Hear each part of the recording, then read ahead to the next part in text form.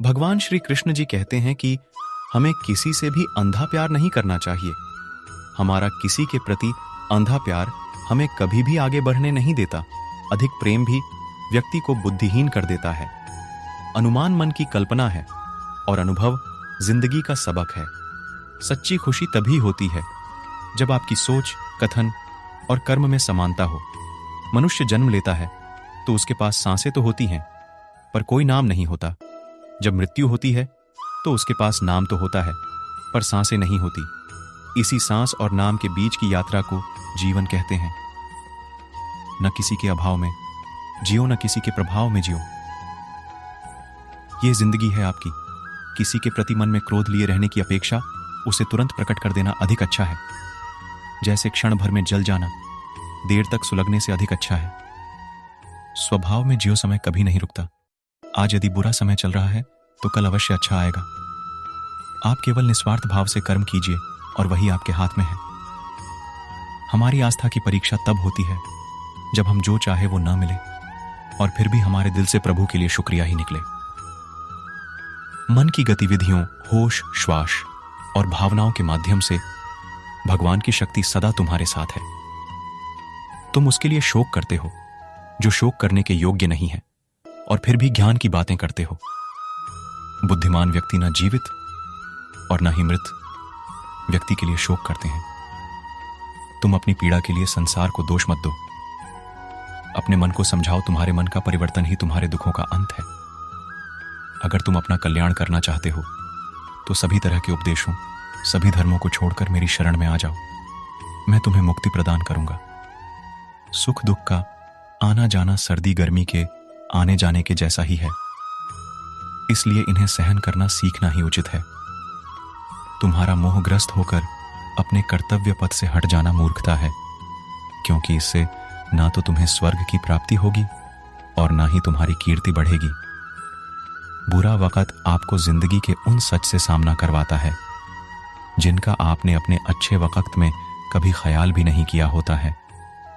किसी दूसरे के जीवन के साथ पूर्ण रूप से जीने से अच्छा है कि हम अपने समय के भाग्य के अनुसार अपूर्ण जिएं। जीवन ना कल में है, ना आज में है। जीवन इस पल में है।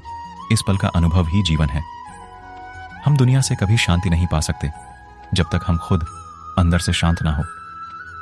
लोग कहते हैं अपनों के आगे झुक जाना चाहिए, किंतु सच बात तो यह है, जो अपने होते हैं वह कभी झुकने नहीं देते। परिवर्तन ही इस संसार का नियम है। यह प्रकृति है जो सभी गतियों का कारण बनती है। अहंकार से मोहित मूर्ख उस धारणा को धारण करता है जो कहती है मैंने किया है। गर्मी और ठंड, सुख और दर्द की भावना इंद्रियों के अपनी वस्तुओं के संपर्क के कारण होती है। वे आते हैं और चले जाते हैं चिरकाल तक। आपको उन्हें स्वीकार करना चाहिए। पूर्ण लगन के साथ अपना कार्य करो, लेकिन उसके फल की इच्छा मत करो, क्योंकि जब आप फल की इच्छा करते हैं तब कहीं ना कहीं आप अपने कार्य में पूर्ण रूप से समर्पित नहीं हो पाते। गति के लिए चरणों पर ध्यान देना आवश्यक है, किंतु प्रगति के लिए सदैव आचरण पर ही ध्यान देना चाहिए। प्रकृति द्वारा निर्धारित कर्तव्य का पालन करते हुए व्यक्ति ने कोई पाप नहीं किया।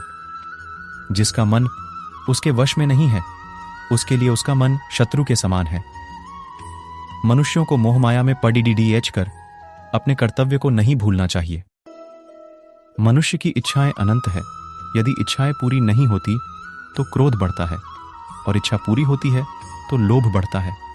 इसलिए जीवन की हर स्थिति में धैर्य बनाए रखे तथा इच्छाएं सीमित रखे।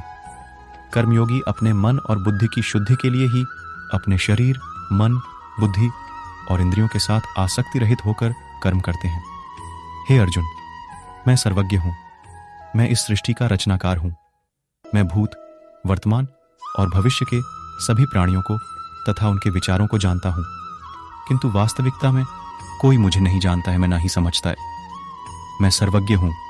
मैं इस सृष्टि का रचनाकार हूं। मैं भूत, वर्तमान और भविष्य के सभी प्राणियों को तथा उनके विचारों को जानता हूं, किंतु वास्तविकता में कोई मुझको नहीं जानता है, ना ही समझता है। अगर तुम मनुष्य अपना कल्याण चाहते हो तो सभी उपदेशों, सभी धर्मों को छोड़कर मेरी शरण में आ जाओ। मैं कृष्ण तुम्हें मुक्ति प्रदान करूं।